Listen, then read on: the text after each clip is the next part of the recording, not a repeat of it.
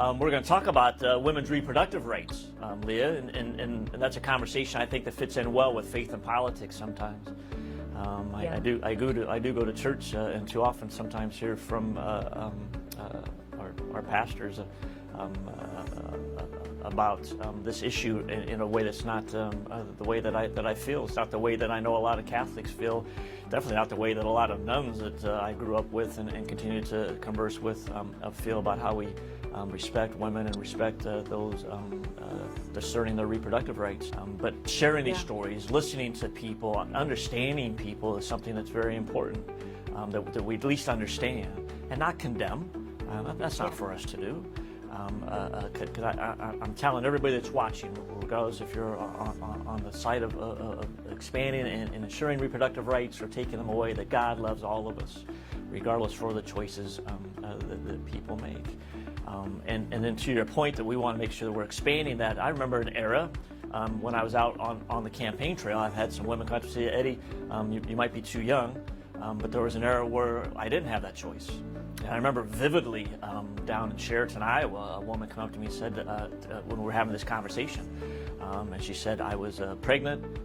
I had the doctor told me that my child had died in my womb, and I asked if they could take it out.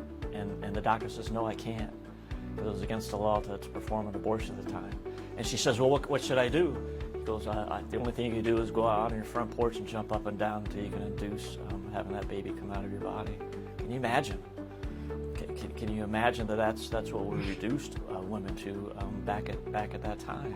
And how far we've come since then, and how the stories like you're sharing with us today, Leah, need to be shared, because people don't understand all the time, especially people that are out there that are quick to condemn.